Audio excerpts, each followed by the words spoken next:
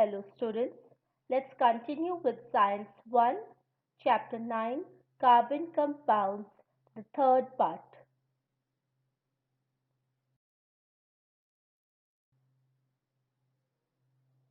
In this part of the video, we will be studying about nomenclature system of carbon compounds, IUPAC nomenclature system, chemical properties of carbon compounds, important carbon compound ethanol and ethanoic acid,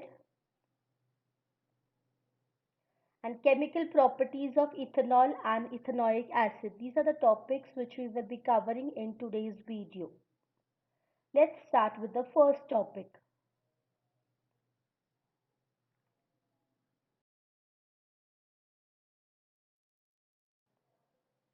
The first topic, nomenclature system of carbon compound. When they were small compounds, the scientists gave them easy names which we know as common names. The first four names of the carbon atoms which we have already studied till now are methane, ethane, propane and butane. But as the number of carbon atom increases, the further names of the carbon compounds are given on based of this increasing number of carbon atoms.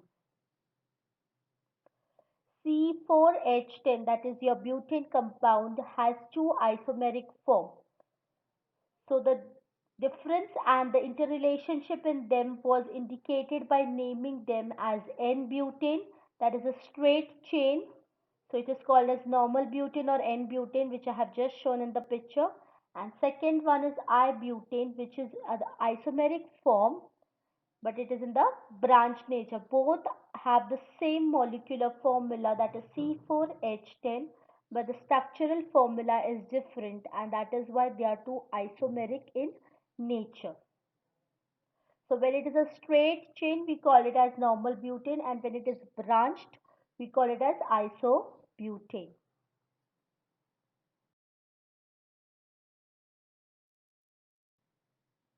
Next one, IUPAC nomenclature. Now, what do you mean by IUPAC? IUPAC is nothing but a system which provides name, a common name or a unique name to all the compounds. The full form of IUPAC is International Union for Pure and Applied Chemistry. According to this system, the name given is universal. Everybody in the world have to use that specific name for that specific compound only. There are three main parts for the nomenclature. It is the parent, that is the parent carbon atom, suffix and prefix. Either we use a prefix and parent to describe or name the carbonate compound, or we use the parent or the suffix to name the carbon atom. An IUPAC name is given to a compound on the basis of the name of its parent alkene. So parent alkene is very important here. Prefix and suffix is dependent on the functional group it is attached. The name of the compound is constructed by attaching the appropriate suffix and prefix to the name of the parent alkene. So when I have to give a name to that compound, first I will take the name of the parent atom, and then I will add the suitable prefix or suffix, and then my name of that particular compound is complete.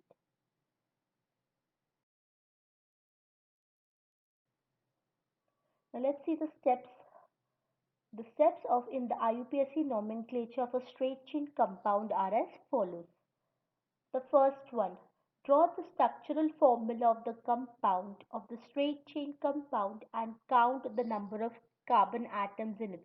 So we need to know the parent alkene. So we will write the structural formula, that is the molecular formula in a straight line. That is when we represent it in the structural formula. We will count the number of carbon atoms. The alkane with the same number of carbon atom is the parent alkane of the concerned compound.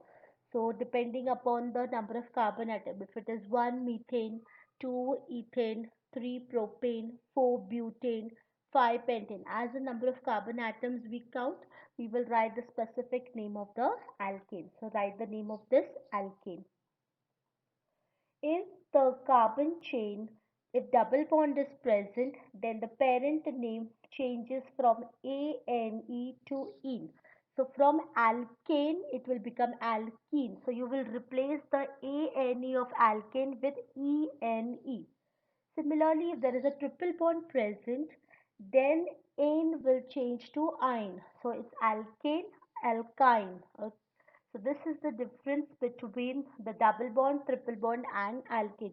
In alkane, it is straight chain. You will have all single bonds.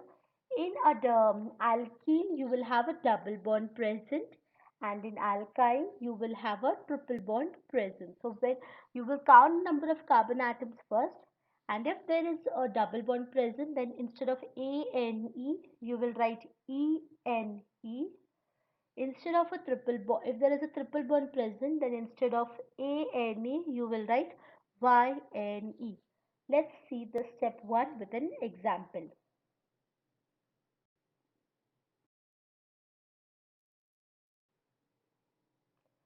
Now this is nothing but we'll count the carbon atoms. Carbon 1, 2, 3, 4. So 4 atoms of carbon is nothing but your butane. So the molecular formula is CH3, CH2, CH2, CH3. So we are getting 4 carbon atoms. 4 carbon atoms. The alkane is butane, ANE. But now I remove the 2 hydrogen. When I remove the 2 hydrogen, the 2 bonds are substituted between the carbon and carbon atom. So I get a double bond between the 2 carbon atoms. When I get a double bond between the 2 atoms, then my molecular formula will become CH3, CH, double bond, CH, CH3. Again, there are 4 carbon atoms, but now instead of a single bond, I have a double bond here. Now, what was the rule in step 1? That when there is a double bond, ANE has to be replaced by ENE. So here the name of the compound will become butene, that is BUTENE.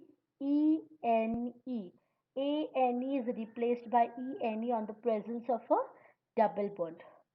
Now further, if I consider the butane compound and I remove 2 more hydrogen atoms, now again those bonds of hydrogen atom are substituted between the carbon atom, and I get a triple bond between the carbon and carbon atom. Now the molecular formula is CH3, C triple bond C, CH3. Now according to the rules again, if there is a triple bond, ANE will be replaced by YNE. So the name of the compound is butene, that is BUTYN, sorry, butyne, BUTYNE. So you see, depending upon the presence of the single, double and triple bond, the parent name is also changing. It is the same carbon parent alkene, but the ending one is changing. If it is a single bond, it is butane. If it is double bond, butene. And if it is a triple bond, butyne.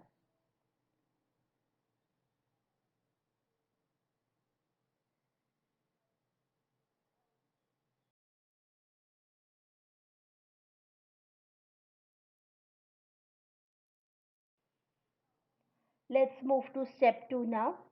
If the structural formula contains a functional group, replace the last letter E from the parent alkene parent name by the condensed name of the functional group as the suffix. Now what they are saying, that if any functional, now in the previous case we saw that it is only an alkane which was there.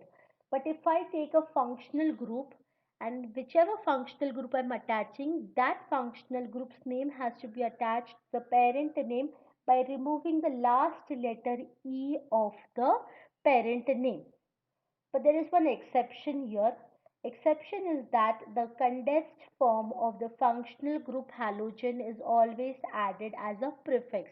Now what do you mean as prefix and suffix? Prefix is always added before and suffix is behind. So when there is an halogen group attached to my parent alkene, the name, the prefix that is a halogen name will come before the parent alkene. But if it is other than the halogen group, that is your carboxylic acid or your alcohol, any other group, that name will come behind the parent alkene.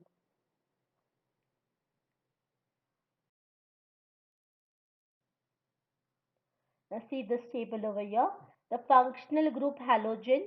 So the elements can be Cl, Br or I. When it is chlorine, it is called as chloro. When it is bromine, it is bromo. You will not write the whole word chlorine. You will just write chloro. Instead of bromine, it is written as bromo. And instead of iodine, it will be written as iodo. So your prefix is chloro, bromo, iodo plus your parent alkene. So the just the name of the parent alkene. When it is alcohol, alcohol group is nothing but OH. So you will add it as suffix. So the parent name plus OL. So you will just add the letter OL in case of alcohol.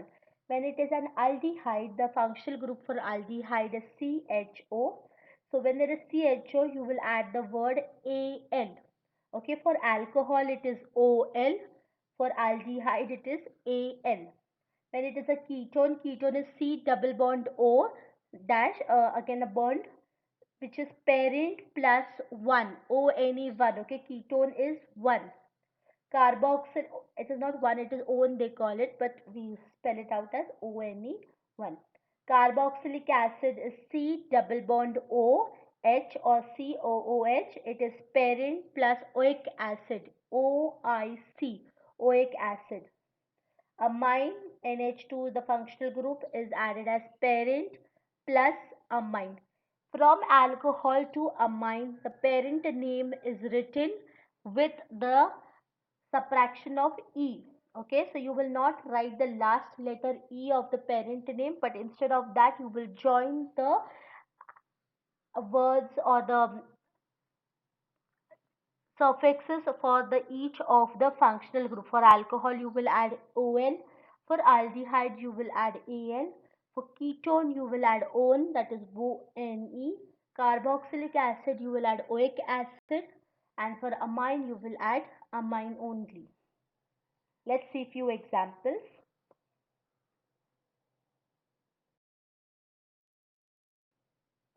First one, CH3, CH2, CH2, CH2, Cl.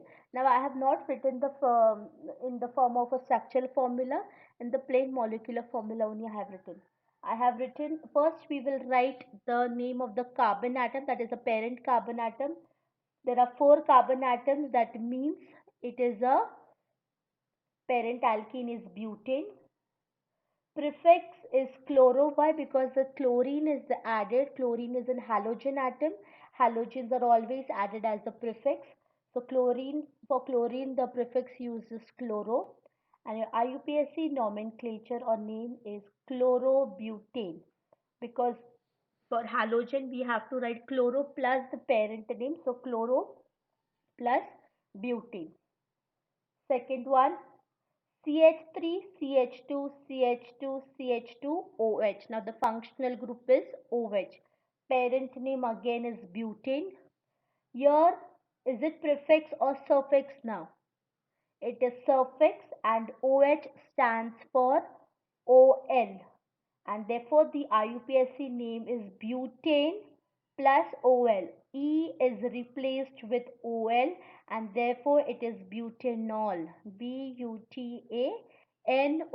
You will not write E. Instead of E, you will be writing it as OL. E is replaced by OL. So the name for this compound is butanol. Third one, CH3CHO. Only 2 carbon atoms, that means the parent is ethane. Now CHO is nothing but your aldehyde group and the aldehyde name is AL. Is it a suffix or prefix? Yes, it is a suffix and therefore the IUPAC name is ethane plus all, which is ethanol. You will replace E with AL and therefore you get ethanol. If you write ETHANEAL, you will get it wrong because that compound does not exist. We do not have any compound according to the nomenclature, so you will get it zero. See to it that the steps and the rules of IUPAC are learned by heart so that you know where you have to cut short E and write the another word. So here it is ethanal, ETHANAL.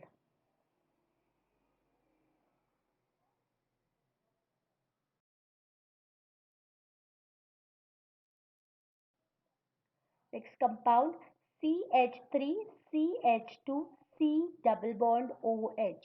Now here if I consider I have only two carbon for the ring for the compound and COOH is my group, the functional group. But when I am writing the name of the parent alkene, I will consider that carbon also. I will not consider as a functional group, but I will consider as a counting for my parent alkene.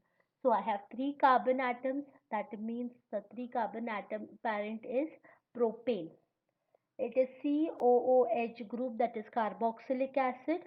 So the functional group has a suffix name oic acid, and therefore the IUPAC name is propane plus oic acid is propanoic acid. Next question. CH3CO CH2CH3. Though I have written it CO, it is understood that it is C double bond O because the valency of the carbon will get completed when there is a presence of double bond between carbon and oxygen. Now here there are again four carbon atoms. That is parent is butane. C double bond O is there. That means it is a ketone with the suffix -one, and therefore the IUPAC name is butane plus -one is butanol. Okay, butane plus one, that is -one, is butanol. Next one, CH3 CH2 NH2. So the parent is ethane, suffix add is amine, and therefore the IUPAC name is ethanamine. E is replaced by amine and ethanamine is your name for the compound. So these are the few examples which I have just shown you all to know, or you have an idea that how is the specific compound labeled according to the IUPAC nomenclature.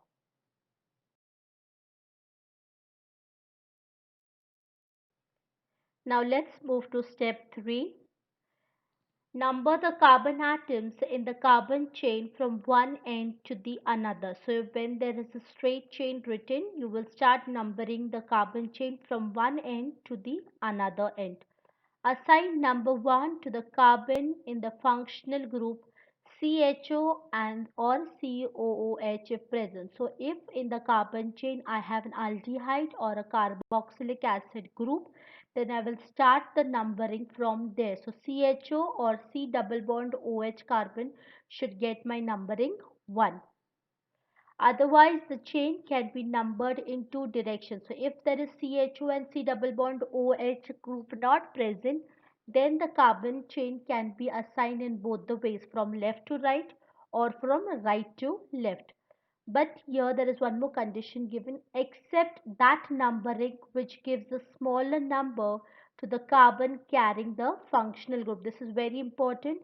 Any specific functional group which is attached to the carbon atom should get the least numbering. In the final name, a digit and a character should be separated by a small horizontal line. Now, when we are writing the name, see to it that the name, that is a digit on which the carbon atom is attached, and a small dash, a character, should be separated by a small horizontal line. Numbering is not required if the carbon chain contain only two carbon atoms. So this is a rule is applicable if the carbon chain is more than 3. If the carbon atom is more than 3, then you will be using the following above steps. Let's see few examples now.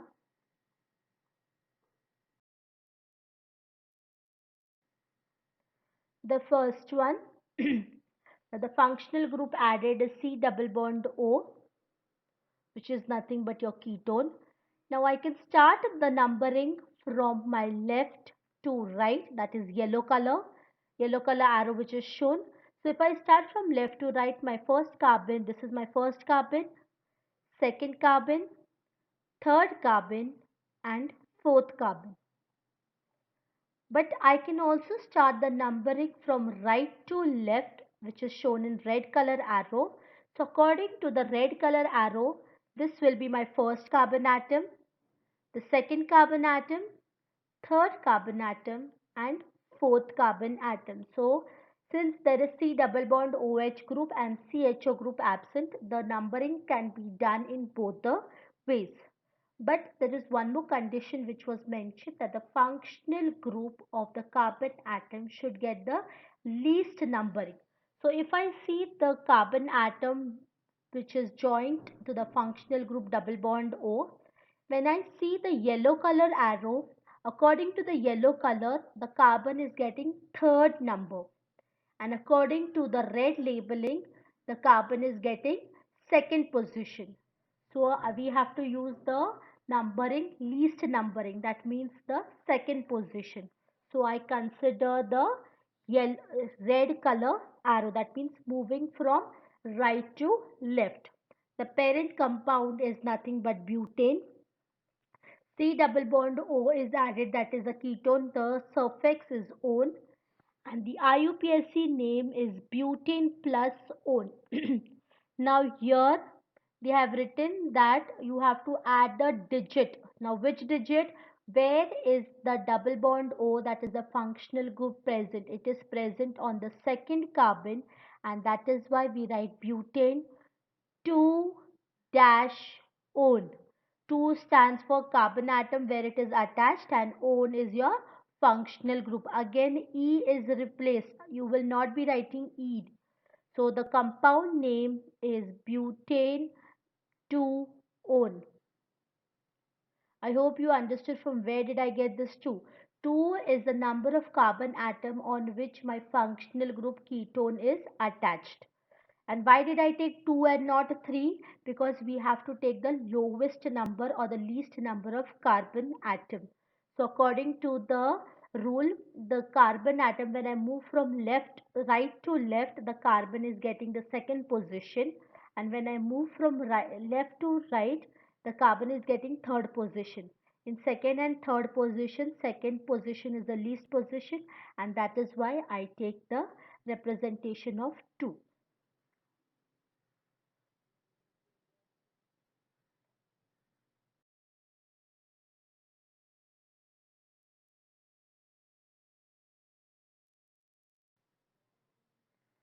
One more example. Now here there is OH group. OH stands for hydroxyl group or the alcohol group. Parent atom is 1, 2, 3, 4, 5. So 5 carbon atoms is now here is pentane. Now we will see the direction in which numbering is done. First numbering is done from left to right. So when I do it from left to right, this is my first carbon atom, second, third, fourth and fifth one. Another one is from right to left. According to right to left, this is my first carbon atom, second, third, fourth and fifth. If I consider the yellow color, the carbon is getting the second position, and when I consider the red color, it is getting the fourth position. The least position is for the second one, and that is why I will use the second position as my answer. So parent alkene is pentane, suffix is -all, and therefore the name will become pentane 2-all.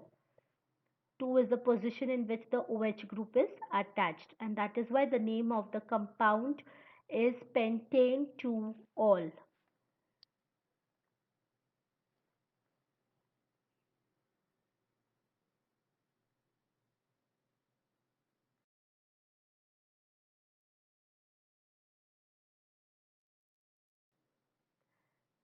Example 3. Numbering: first, second, third. Another labeling is first, second, third. Very clear. You will always take the least number, that is your first carbon, that is red color, because the bromine is attached exactly there. 3 carbon parent is your propane. Prefix is bromo now, not suffix, because bromo is your halogen. Halogen is always added as a prefix. And therefore your IUPAC name will become bromo plus propane. Now here it is, the number will come before because it is a prefix. Okay, so 1 dash bromo propane.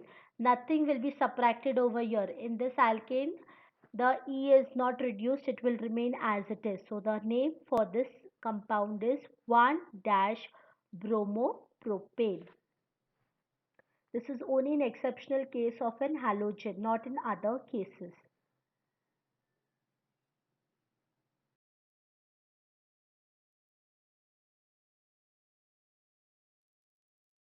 Let's move to the next topic, that is chemical properties of carbon compounds. The first one is combustion. The burning of carbon compound in air to give carbon dioxide, water, heat and light is called as combustion. That is carbon on ignition in presence of oxygen. They undergo combustion reaction and they will give heat and light and from carbon dioxide.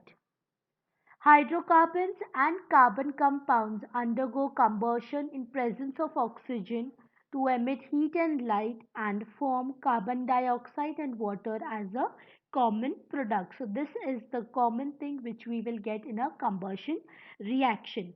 Now for example, LPG gas which is used in the home, they are nothing but butane.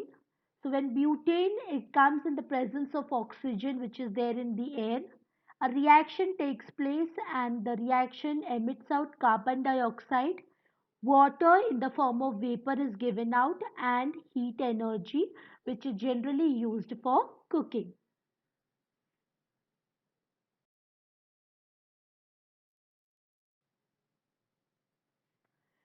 These are the few reactions. Carbon plus oxygen, when the reaction takes place, we get carbon dioxide plus heat plus light.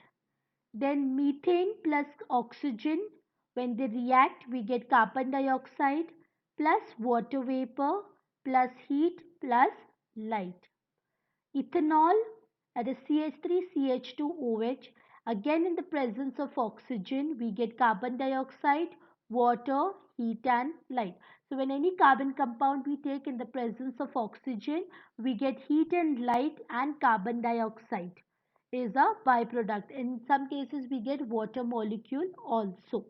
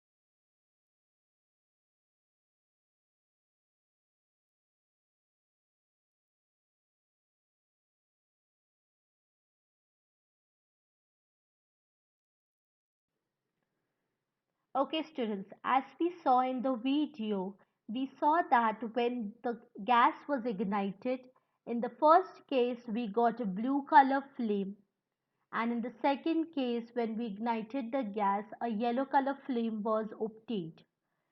Generally when the cooking is done on the yellow color flame, the utensils generally turn blackish and a black sooty flame is developed on the vessel. Similarly, the candle which we burns with a yellow color flame and a black sooty flame is obtained.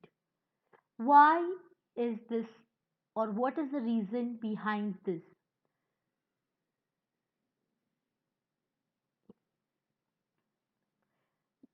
Comparison of the molecular formula indicates that the proportion of carbon is larger in unsaturated compounds than in saturated compounds. That means when I consider a carbon compound, unsaturated and a saturated compounds, the proportion is larger in unsaturated compound because of the presence of double bond, and in saturated compounds it is less. As a result, some unburned particles are formed during combustion on the unsaturated compounds. So the proper combustion does not take place in an unsaturated compound. So we have still unburned carbon particles left.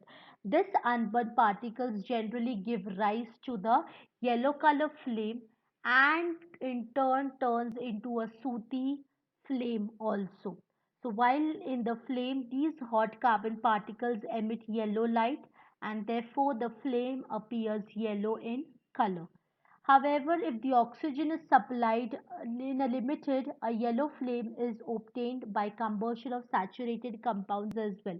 So when we are burning a candle, it is generally yellow color flame because it's not complete oxygen. But if I burn the candle in the presence of pure oxygen, the candle which gives me yellow color flame in the atmosphere will give me blue color flame, because then there is a unsaturated compounds present, and that is why it will give me a blue color flame. Why does methane give us a blue flame without any soot? And why does wood burn with a yellow flame with soot? Let us try finding out the answers. There are two important perspectives here. One is about what compound is undergoing combustion, and the other is the way in which the burning process takes place. Let us talk about the first case. When I say what compound undergoes combustion, we would say hydrocarbon. That's correct and obvious too. But here we're trying to talk about the type of hydrocarbon. That means whether it's a saturated or an unsaturated hydrocarbon.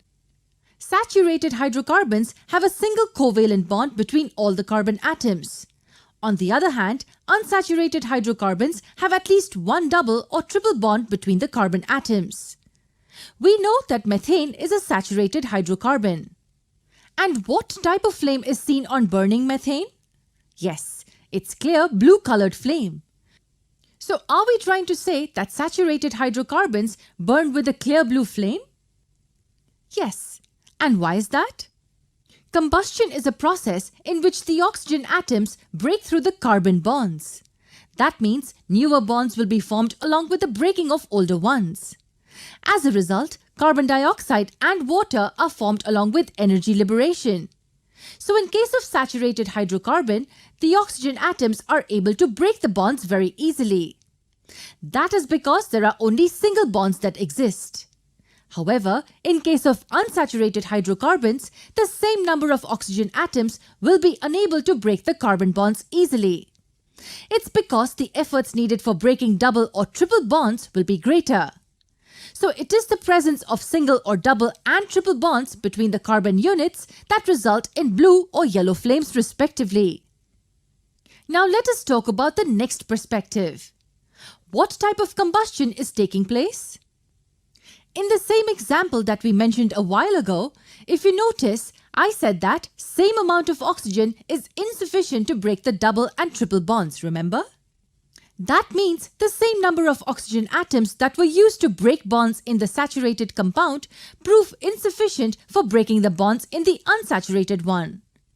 This clearly indicates that the oxidation process is not completed. Wait, what is oxidation, by the way? Well, here the term refers to the burning of the compound in the presence of oxygen. So in the case where the oxidation of the hydrocarbon is not completed, it will give us a yellow sooty flame. But our second example was that of burning wood. So what is the connection between these points? Well, wood burns very rapidly. That means the upper surface in contact with air burns too quickly. As a result, it becomes difficult for oxygen to reach the deeper layers. And thus, incomplete combustion results in yellow flame with soot. Let me give you another example. Have you ever noticed the gas burners in kitchens? They usually burn with a clean blue flame. But as the burners get older, the gas starts burning with a yellow flame. Not only this, it also gives out thick, black soot which spoils the bottom of the vessel. Have you ever wondered why this happens? Yes, the only answer for this is the complete and the incomplete combustion process. When the gas burner gets old, its air holes get clogged. As a result, all the oxygen needed to burn the fuel does not reach it. That is the reason why we start getting yellow sooty flames. It clearly indicates inefficient use of fuel. To conclude this, let us review the reasons for obtaining blue and yellow flames again. When do we obtain a blue clear flame? Yes, we obtain it either when a saturated hydrocarbon is burnt or when there is complete combustion of the compound. In contrast to this, a yellow flame with soot is obtained when the hydrocarbons are unsaturated or when there is incomplete combustion of the compound. Now this was about the combustion reaction of hydrocarbons. Let's move to the next reaction, oxidation reaction. Carbon compounds burn by combining easily with oxygen in the air and when ignited in the presence of oxygen. So they combine easily with oxygen, and a chemical bonds in the carbon compound during combustion break and form carbon dioxide and water as a byproduct. They are completely oxidized, and therefore chemical compounds can be used as a source of oxygen. Substances that give oxygen to other substances are called as oxidants or oxidizing agent. Potassium permanganate or potassium dichromate are commonly used as the oxidizing agent because they provide a source of oxygen to the other compounds during the reaction.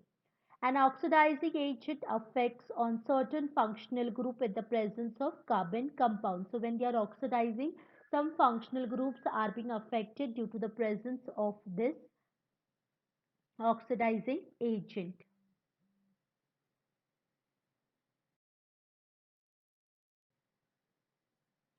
Ethanol gets oxidized by the alkaline potassium permanganate to form ethanoic acid. So ethanol is nothing but your OH group. So OH group is a functional group getting affected due to the presence of the alkaline potassium permanganate. It gets oxidized to form another functional group, that is ethanoic acid, that is C double bond OH. Only certain bonds in the vicinity of the functional group take part in the reaction. So only certain bonds which are there in the functional vicinity, means around the functional group, take part in this reaction. Let's see the reaction. CH3CH2OH. In the presence of oxidizing agent alkaline KMNO4, we get CH3 C double bond O OH. On adding potassium permanganate to ethanol, the pink color disappears in the beginning. So what happens when I add few drops of potassium permanganate to ethanol? The color in the initial part, because potassium permanganate is dark purple in color, when I add it to the ethanol, it will be first pink in color. When I shake it, the color will slowly disappear. This is because potassium permanganate is used in the oxidation reaction. So all the potassium permanganate is being used to get it converted into ethanoic acid.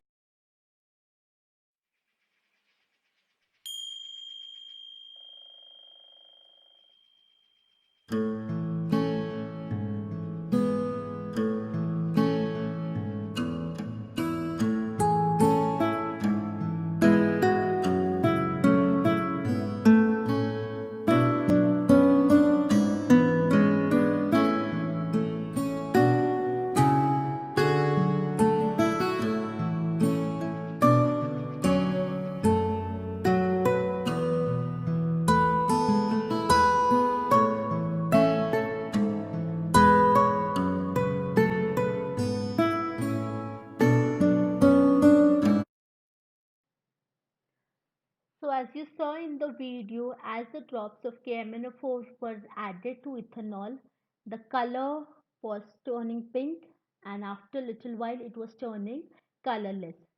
Later on, as we keep on adding the KMNO4 to the solution, one specific time comes where the KMNO4 does not react and the solution remains pink in color.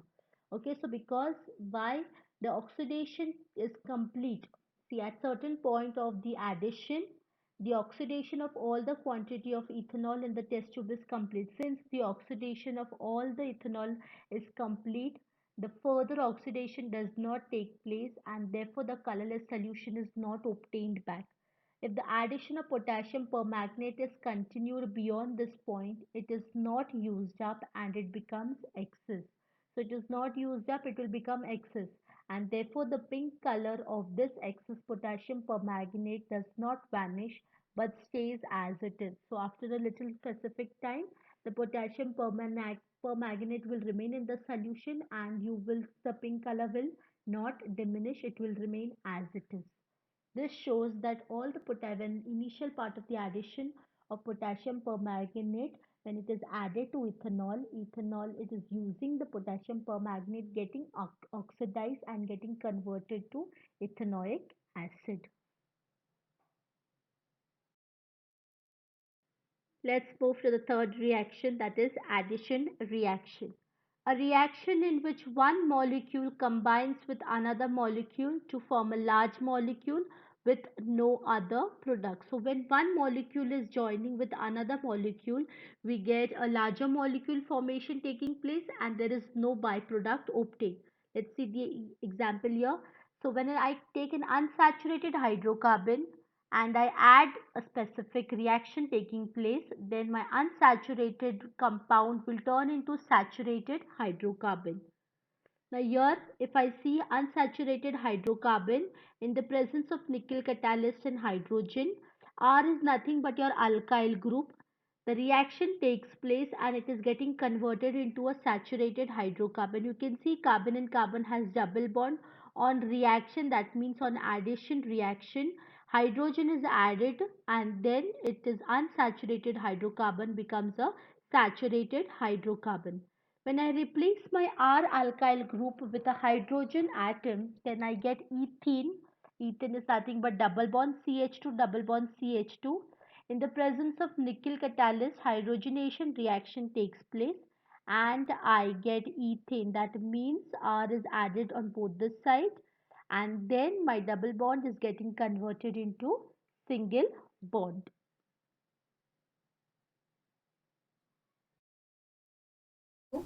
Addition reaction of fatty acids. Now take 4 ml of oil in a test tube and add few drops of tincture iodine in it. Shake the test tube well. We will repeat the same procedure for other oils, that is safflower oil, sunflower oil and vanaspati ghee too. Vegetable oils are unsaturated compounds and contain multiple bonds. They undergo addition reaction to form saturated compound. When iodine solution is added, it reacts with unsaturated molecules of oil to form saturated compounds. The color of iodine disappears. Thus, iodine gets used up in addition reaction.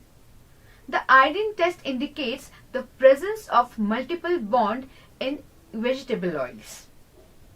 In groundnut oil, safflower oil and sunflower oil, the color vanishes, but in vanaspati ghee it remains as it is and the color does not. Like you saw in the video, the iodine is used up and the color disappears. Since the color disappears, we can say that the iodine which was added is used up by the specific component or the reactant, and we can say there is an addition reaction taking place. So when a carbon compound combines with another compound to form a product that contains all the atoms in both the reactant, it is called as the addition reaction. Like I mentioned in the previous slide that there is no byproduct. That means both the reactants is added in the compound which is obtained after combining, that is the product. This is your addition reaction. Unsaturated compounds contains a multiple bond as their functional group. So when these unsaturated compounds have double bond as their functional group, they undergo addition reaction to form a saturated compound. So the double bond breaks, and on addition they form a saturated compound as their product. The addition reaction of an unsaturated compound with iodine or bromine takes instantaneously at a room temperature. So you need not to have a high temperature or low temperature. At a common or a low room temperature, the reaction of iodine and bromine can take place with an unsaturated compound. Like in the video, it was shown. She neither the oil was neither heated nor cooled. It was generally at room temperature. The reaction took place. Moreover, the color changes can be felt by the eyes, and therefore this reaction is used for a test or for detection of multiple bonds in carbon bond. With the physically only we can visualize the color, and we can use it as a test for detecting whether there is a presence of a double bond or a single bond in the carbon compound. The unsaturated carbon compound can undergo addition reaction with hydrogen to form a saturated compound. So there is an addition reaction taking place. This addition reaction is nothing but hydrogen is added, and that is why we say that the addition reaction with hydrogen, and it is getting converted into a saturated compound. It is necessary to use catalysts like platinum or nickel for this reaction. We are generally using the catalyst only to enhance or speed up the reaction. It does not affect the reaction. It is just increasing the speed. That is, the rate of the reaction is changed. The product or any other difference is not caused.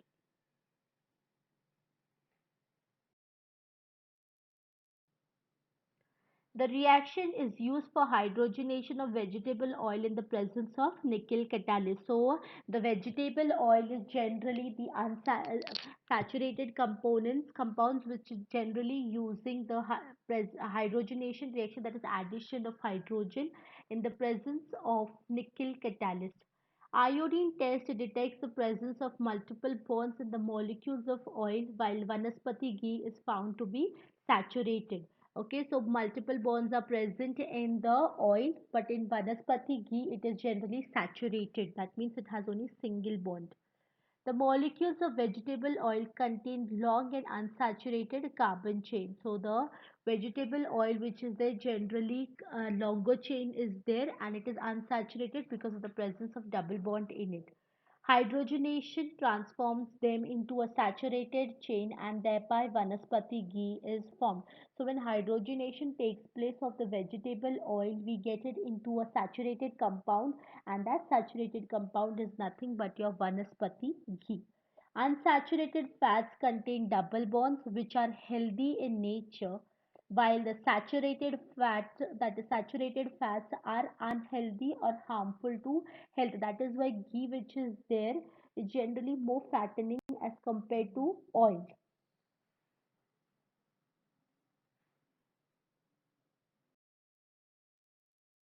Let's move to the last reaction, that is a substitution reaction. The unsaturated hydrocarbons are not reactive.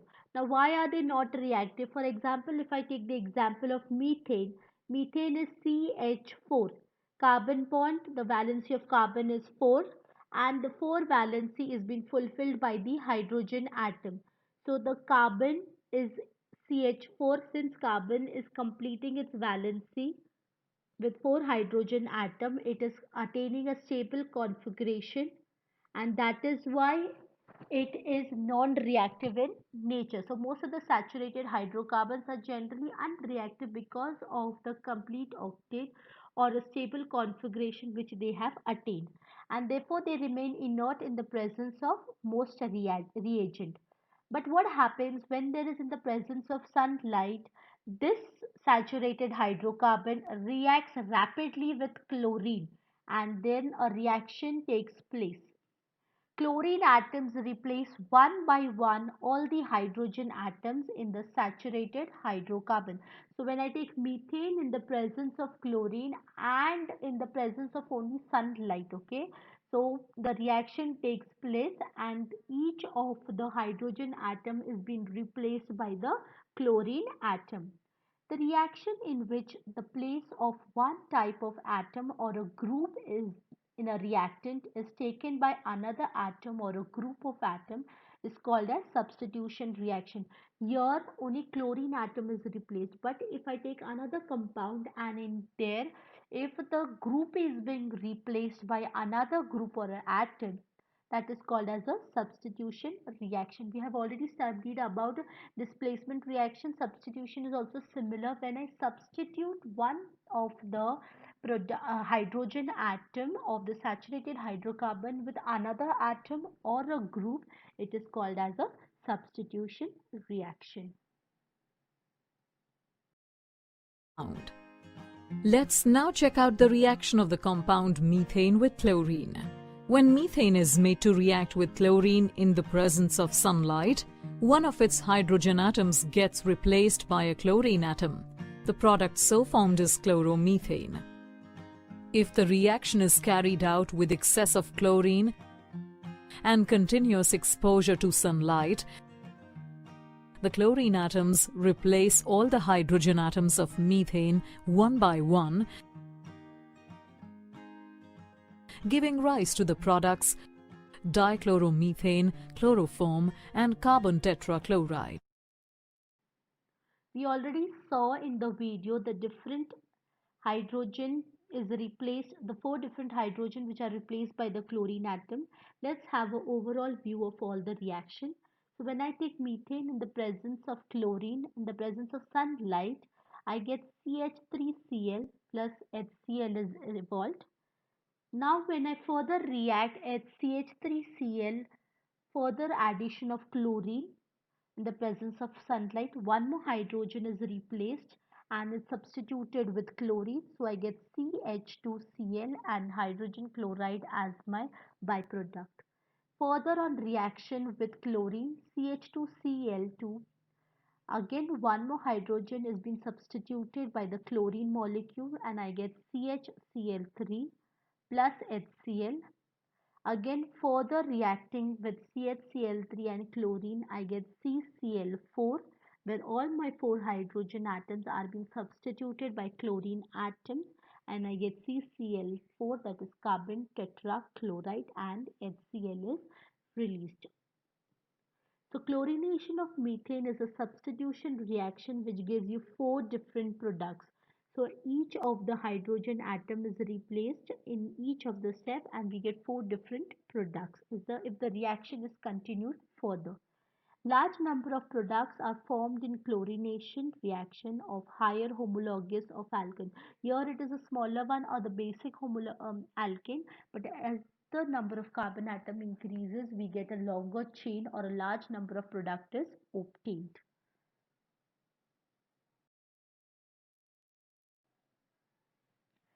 Next topic, important carbon compounds, that is ethanol and ethanoic acid. We are generally doing these two main things only because they are the major ones which are reacting in the carbon compound. Let's study some basic properties of ethanol. Ethanol is nothing but a colorless liquid with a molecular formula CH3CH2OH, and the structure is the first carbon is attached to three carbon atoms. Then there is a carbon and carbon single bond. The second carbon is attached to two hydrogen and the functional group is attached to OH. The boiling point of ethanol is 78 degrees Celsius. It is an alcohol and it is also called as spirit in the common language which we use in science. It is soluble in water in all proportions. So any proportion you take, it is definitely soluble in water and it is neutral in nature.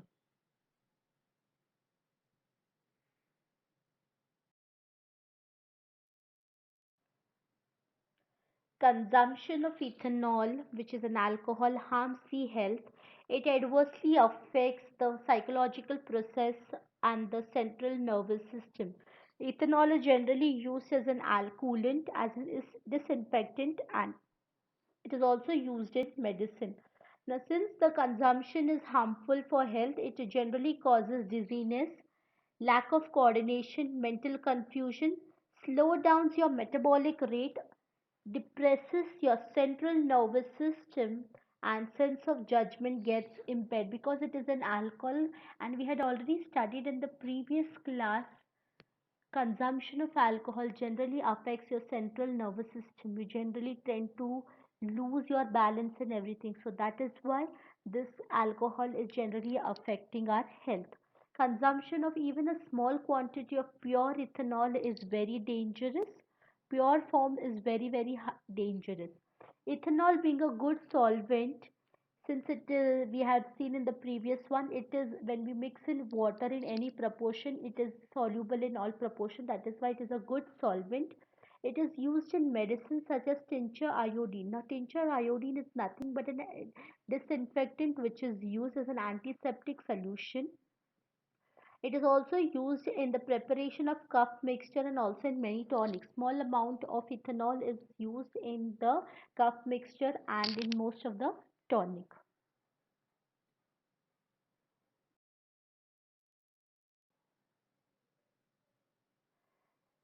Next, we'll move to chemical properties of ethanol. Now, here the functional group OH of ethanol plays a majority important role in the reaction of the ethanol. So, the first reaction is a reaction with sodium. All the alcohols react with sodium metal to liberate hydrogen gas and form sodium alcohol oxide. So, generally, the reaction takes place, and here hydrogen gas is liberated, and we get a salt, that is sodium alkoxide. In the reaction of ethanol with sodium at metal, hydrogen gas and sodium ethoxide are formed as a byproduct. So when I take sodium atom plus ethanol, that is CH3CH2OH, and when I react, I will generally get sodium ether oxide. Alcohol oxide is nothing but your sodium ether oxide, and hydrogen gas is liberated. So reaction with sodium, metal, alcohol plus metal will generally give you a sodium alkoxide, and hydrogen gas is liberated. Similarly, magnesium reacts with strong acid to liberate hydrogen gas. So when I take magnesium metal, it also reacts with strong acid and it liberates hydrogen gas. Sodium being highly reactive metal, it reacts with neutral functional group OH of ethanol. So we already studied ethanol is neutral in nature, but because of this neutral nature of ethanol and the sodium being highly reactive metal, they react with each other and the reaction takes place where we get sodium ethoxide and hydrogen gases liberated.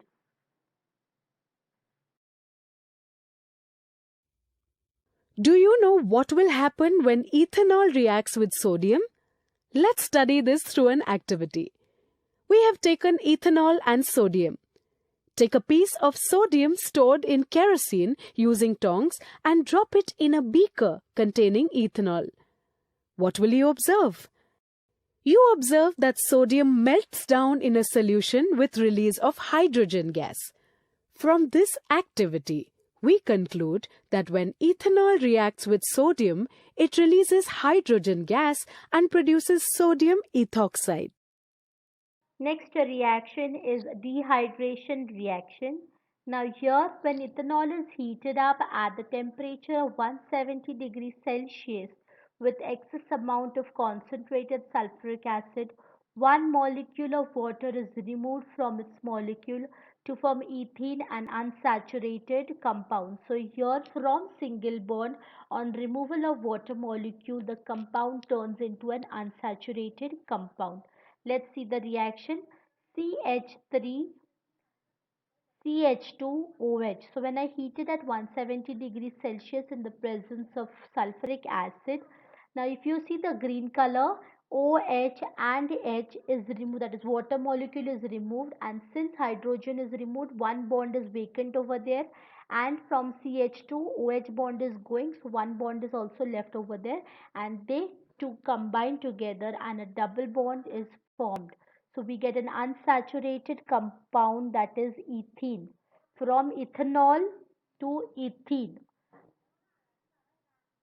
Here the concentrated sulfuric act as a dehydrating agent. Dehydrating means removal of water is taking place, and that is why it is called as a dehydrating agent.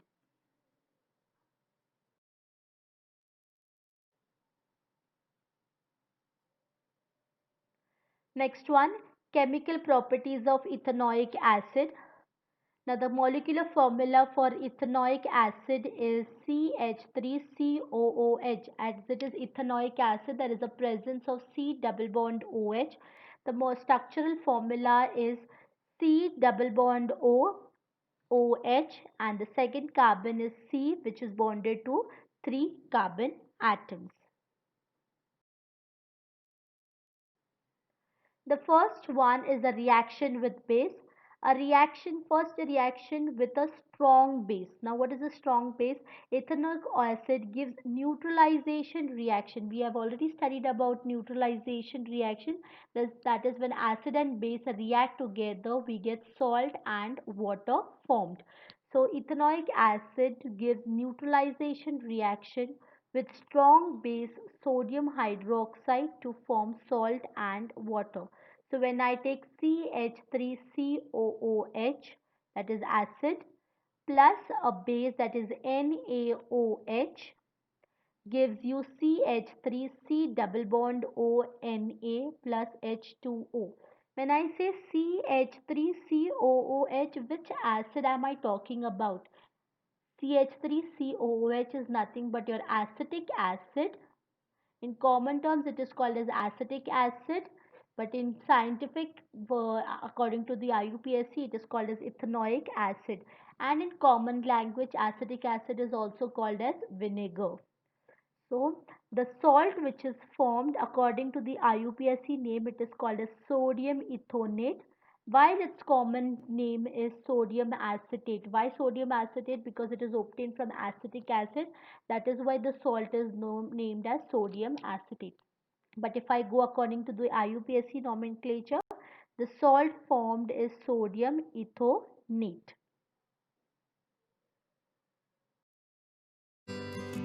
To find the reaction of acetic acid with sodium bicarbonate, transfer a small quantity of sodium bicarbonate into a boiling tube with a spatula. Clamp the boiling tube and add a few drops of acetic acid to it. Then, close the mouth of the boiling tube with a double-bored cork and insert a bent tube in it. Now, insert the other end of the bent tube into the boiling tube containing lime water. You can see that lime water turns milky. Here, acetic acid reacts with sodium bicarbonate to produce carbon dioxide gas that passes through the bent tube to the boiling tube containing lime water, and it turns milky. So in the previous video, we saw the reaction of carbonate and bicarbonate, especially the carbonate with ethanoic acid. Ethanoic acid reacts with a basic salt, namely sodium carbonate, to form a salt named as sodium ethonate, water and carbon dioxide. When we saw in the previous reaction with the base, when the acid and base reacted together, we got salt and water. Here when I take acid plus a carbonate, I get sodium ethonate plus water molecule plus carbon dioxide evolved.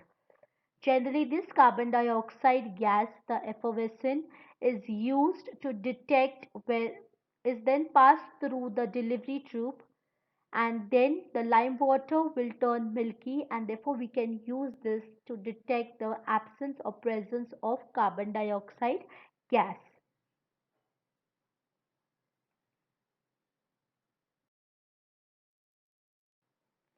If sodium bicarbonate is used Instead of sodium carbonate, the above activities similar observation are used. So either you use sodium carbonate or sodium bicarbonate, the reaction is the same. Next reaction is esterification. Substances having ester as the functional group are formed by the reaction between carboxylic acid and alcohol.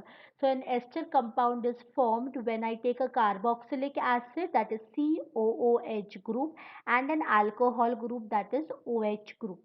Ethanoic acid reacts with ethanol. Ethanoic acid is your carboxylic functional group and ethanol is your alcoholic functional group. When I react them in the presence of an acid catalyst, an ester, that is ethyl ethonate, is formed. So this is your reaction. So I take ethanoic acid, that is CH3COOH, which is your acetic acid, and ethanol, CH3CH2OS. In the presence of acid and catalyst, when I react with each other, CH3COO, CH2CH3 is formed and water molecule is released. So there is the dehydrogenation reaction taking place, that is water molecule is revolved outside and a combination of the other two component is formed.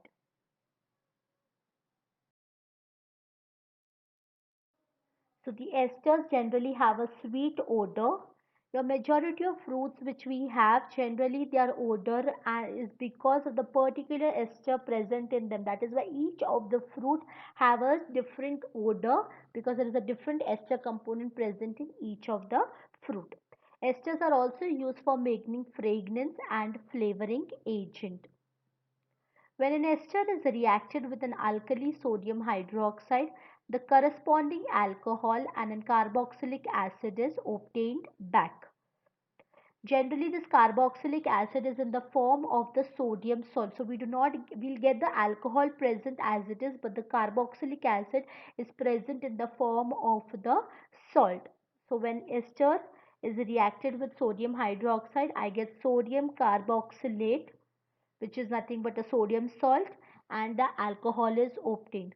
This reaction is also called a saponification reaction because we use this reaction for the preparation of soap from fat. With this, we have finished the portion. Now, the last part, that is the macromolecule part, is omitted from the syllabus. So, we will not be doing that. The whole part of macromolecules and the tabular column is not there. So, with this, we have finished with the carbon chapter.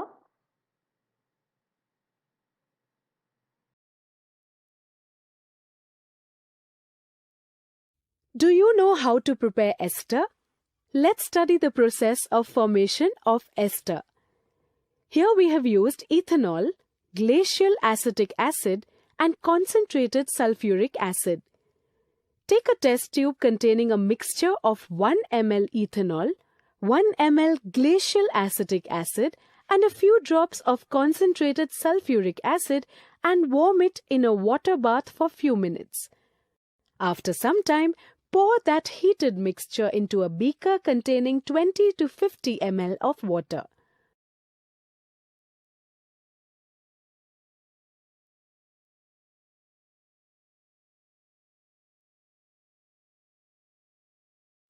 This will give you a sweet smell.